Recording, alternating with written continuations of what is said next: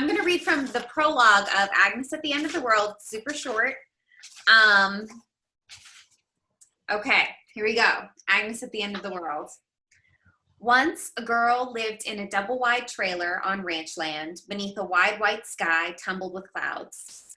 The prophet, a scowling crow of a man, presided over everyone and everything. When the girl wasn't praying or busy with chores, she'd spin in meadows dancing with bees and dandelions until father called her name from the porch. Agnes, back in the house. Run. In Agnes's world, secular music was forbidden, as was television, radio, and all technologies of sin. She wore homemade dresses that draped every inch of skin, though they were far too hot. At 12, boys and girls were forbidden to play together, and the prophet called the children little sinners with a sneer. Nevertheless, Agnes loved her world, loved the meadow and the rocky canyon and the hawks that screeched overhead, winging impossibly high. One day, the meadow spoke. She was dancing when the hum rose up through the bottoms of her feet and into her small little girl bones. It was like a song, an old song. She pressed her ear to the ground and listened. Rocks pulsed, stones echoed, and clouds, trees, leaves rustled with melody. The girl smiled, her heart full, because God had opened her ears. He'd scratched the earth with his fingernail and revealed a hidden world. The girl was too young to see the danger in being singled out in a land where the prophet expected his faithful to march like paper dolls, arm in arm and all the same. Perfect obedience produces perfect faith. In Sunday school, Mrs. King asked the children if they remembered to pray. I don't need to pray, said Agnes, because God is singing everywhere, all the time. Children snickered. Their teacher swiftly crossed the room. She grabbed Agnes's arm, her face purple with anger, and stretched it across the desk. Then she slammed a Bible spine across the girl's knuckles over and over until the middle knuckle of her right hand cracked like a nut. Pain exploded up her arm, but she knew better than to scream. The woman bent and poured poison into her ear. Insolent child, only the prophet hears the voice of God. Lie again and I'll show you real pain. That night, hand throbbing and swollen, the girl told herself she didn't hear the sky singing or the earth humming, that she'd never heard such lovely, evil things. Never, never. Perfect obedience produces perfect faith. Agnes pretended so hard not to hear that one day she didn't. The world went silent, all song snuffed out like candle flame. When she returned, hesitant and barefoot, to the bee-spun meadow, she heard nothing, nothing at all. That's my opening. And that was when I knew I was going to love that book. Such a powerful opening. You're just such a good writer. I love that opening there. So I'll go ahead and read. This will be a little bit of an experiment because I decided to read from a piece of the end of chapter 2. So I'm going to give just a little bit of context for what's going on. So The Kinder Poison is about a girl who's ultimately chosen as the human sacrifice in a deadly game between 3 heirs to the throne. So at the beginning of this book, everyone's really excited because there's this race that's about to start between the 3 heirs.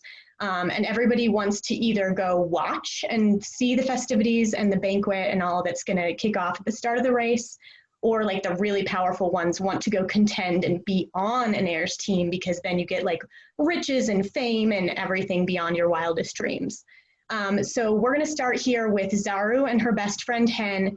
They want to go just watch the race.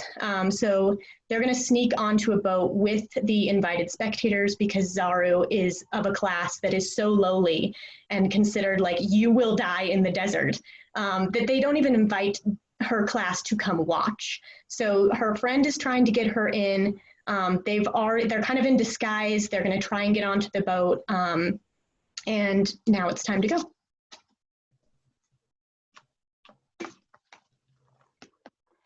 Galena stands at the base of a wide plank, and it takes me a moment to realize that plank doesn't lead to the glass boat.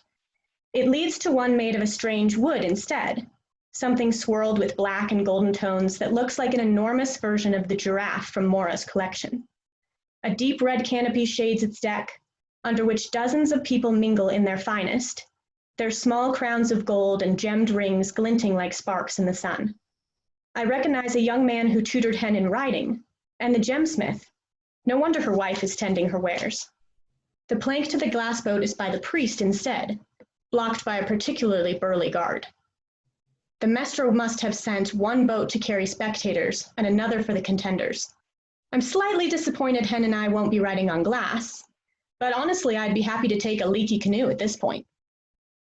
Here's something we didn't think about, I mutter, looping my arm through Hen's. The entire town is staring at us right now, including the apothecarist I just bought salves from, and your nemesis, who might remember handing me her shoes this morning. The punishment for getting caught is seriously go away, right?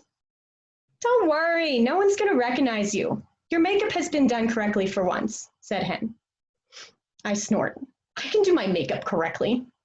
Mm-hmm. She adjusts her hair and smooths a pleat near my hip. Like I said, they don't care about spectators. They only strip your name away and shame your family if you try to sneak in as a contender. So relax, you're wrinkling the silk. I exhale, trying to draw on even a sliver of Hen's confidence. I don't need to be so nervous. This will either work or it won't, and if it doesn't, at least I will have tried.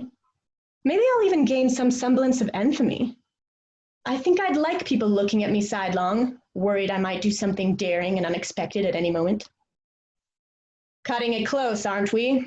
The priest says, his usual scowl in place. The words inked into his shoulders glisten with embedded gold. Lucky for you, we're all happy to stand around in the heat while you decide whether you'll bother to show. Apologies, Adele, Hen says, bowing with her arm over her chest. I do the same. We lost track of time. Which of you is Hen and which is Leah, he says. I'm Hen, Hen says. Galena steps forward with a smile. She nods to me as well, but Hen must not be exaggerating about my makeup, because all Galena's gaze holds is curiosity, thank the gods. Hen, I'm Galena, she says, nodding in greeting. Would you come with me? I have to bite the inside of my cheek to keep from screaming, yes!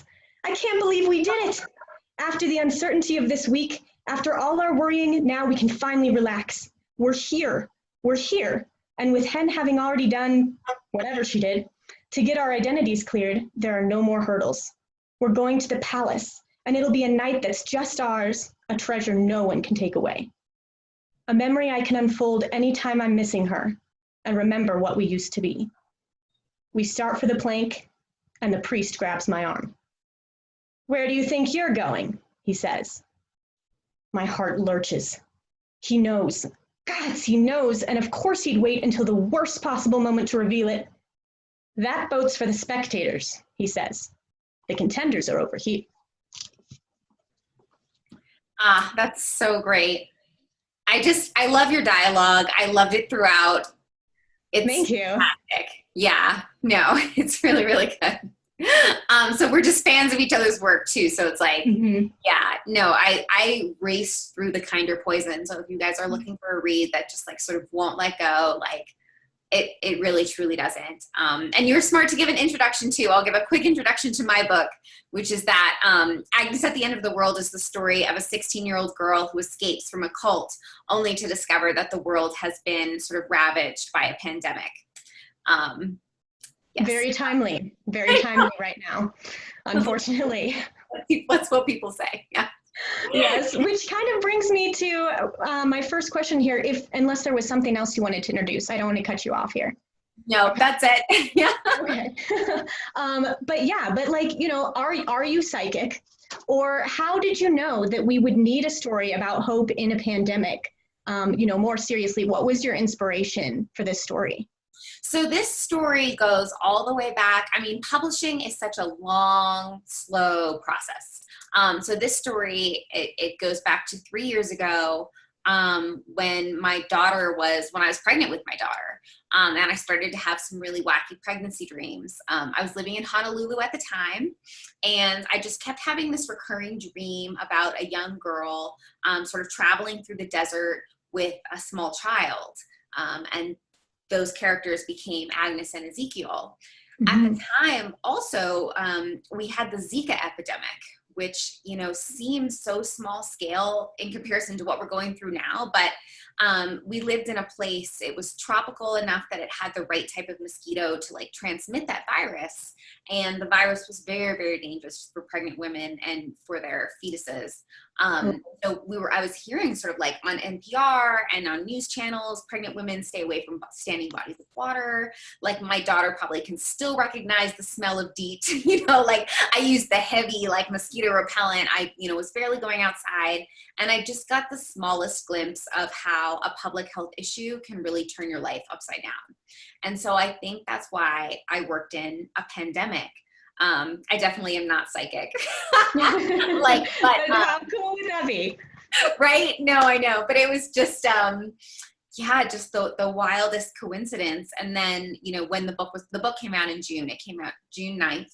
And it was sort of slated to come out, the 6 months before that. And watching COVID-19 start to take hold, it was bizarre. It was an experience I'll never forget.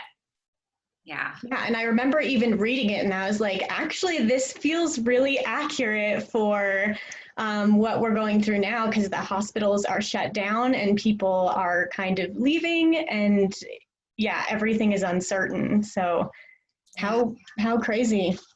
And I am glad that I sort of worked hope into the book, that it wasn't like it's not really apocalyptic. I think someone describes it as like a near apocalypse. Like there's something to hold on to. Agnes runs from a cult and she runs into a world that's not the one that she expected, but there's still a lot of good in the outside world that she's able to hold on to. And the first sentence of my book is are you in rebellion? And so it's really about this young girl learning how to feel empowered enough to create the world that she wants to see. Even out of sort of what's really the ashes of the old ones. But I wanted to ask you, what's inspired your gorgeous novel? I mean, I just want to flash the map, if that's okay. Oh, yeah, I love your map so much. Did that for me, and she is absolutely talented. So anyone else out there who needs a map, let me know. Marissa Hopkins is amazing, absolutely amazing, and she takes commissions. Like even if I like hadn't known you, like we were in the People magazine feature together, even if I hadn't somehow connected, like I would have bought the book just based on this map. Oh, I will tell her that. Thank you so much. I love a good map. But so the kingdom is called Orcana. And then there's a whole world surrounding it too, of sort of enemies and allies, and the world building is just so rich. Like I feel like I have to ask you, just like, how do you do it? Thank you. Very painstakingly, but actually it's like a lot of fun too.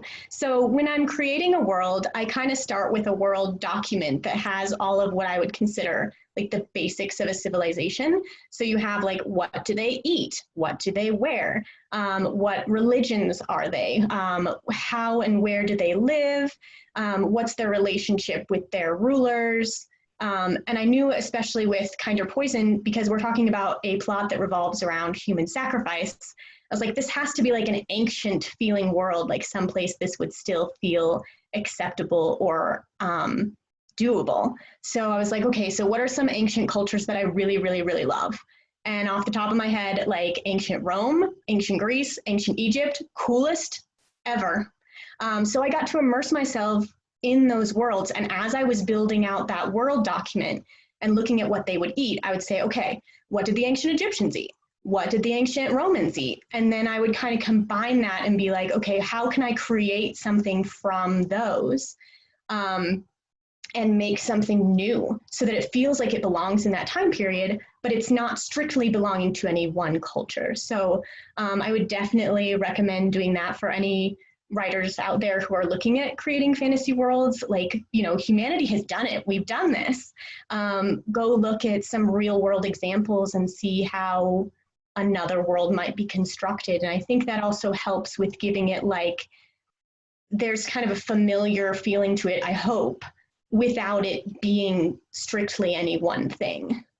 So that's what I was kind of thinking there. But I did want to ask, I definitely got that sort of familiar but strange, like the sort of familiar, but like you still felt like you were diving into a place that was just fully formed from your imagination. I mean, it felt like every sentence in that book, like you really felt like you were just thrown into some place that was really real. Yeah, no, it was incredible. Well, thank you so much. Yeah, I worked really, really hard on it, and it's definitely something like I kind of tend to like dive headlong into books when I start to write. So this was different for me to like take a step back and really think about what I was doing before I put it on the page, you know? So yeah, but so like do you do the same kind of thing? Like how do you approach your books when you're creating something new? Um, I think so for Agnes, there was a little bit of chaos involved. like when I turned it was, I published my first book when I was 15, technically. That I say was like my magic book because I literally just spent a summer, like I lived in Arizona. I just typed it out and got lucky, really. I mean, I feel like it was just like a story that came out of my heart and I got very lucky. And then I spent the next couple decades trying to figure out how to tell a story again, which was kind of maddening and, sometimes made me very sad. But I think it was a process that I really needed to go through. I created a manuscript that an editor felt had promise. And then after she acquired it, I did a page one rewrite. Because actually in her editorial letter, she said to me, I love that you're trying to do a cult pandemic mashup, but it's not working as a cult novel and it's not working as a pandemic novel. So I was like, all right, I have a lot of work to do, and that was the point at which, after sort of having written a draft, I started to try and do some world building. I said, like, okay, what is this cult really based on? And for me, in some ways, it was easy because the cult is very much based on a cult that I grew up not that far away from, called the Fundamentalist Church of Latter-day Saints, which is not to be confused in any way with the Mormon Church. They're totally disavowed by them. The prophet is in prison and has been for a while for polygamy and for marrying underage girls. But I remember sort of growing up near them and sort of always seeing them on the news and always having this curiosity about like who are these people in this theocracy and like how do they stay so controlled? And that fascination led me to an amazing memoir by a woman named Carolyn Jessup, who was actually the first woman to ever escape from this cult with all of her children. Like she escaped from this cult, not just in her, with her own body and mind intact, but with like 5 or 6 other kids. Her memoir is called Escape, and I can't recommend it highly enough. You might be able to buy it from Boulder Bookstore. So that's where I actually spent the most time on my world building, was with the cult.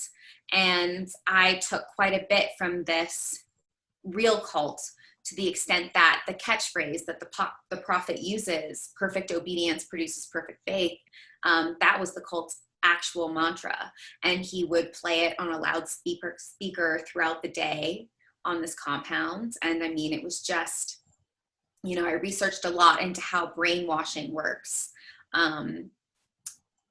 Anyway, it was kind of an emotional journey because like this cult was something I had witnessed as a kid. And so during my world building, I was very aware that I wanted to create a fantasy world, but it had a foot in reality. I think, as yours does too, that it's like, it's recognizable, but different. Mm-hmm. And I did really feel that was very authentically done. And you feel these girls struggle as they go through because they feel like something is off and that they should want more, but then they've been raised to be obedient and to not be in rebellion. So it's really interesting to see their journey. And I almost like cried because without any spoilers, one of the girls like kind of has her rebellion like cracked kind of early in the book, and you're rooting for her so hard because you're like, you see, like you need to get out, you need to go. And then something happens and she's like, no, I'm just going to lay low. Like I'm done doing that. And you're just like, no. But yeah, you have to read it to find out. But it felt authentic as you do. So you could tell that you spent a lot of time on that. Thank you so much. Thank you. That's super sweet. And I actually feel like Zaru and Agnes would really get along. Like our protagonists would really get along. I think they would. Yes.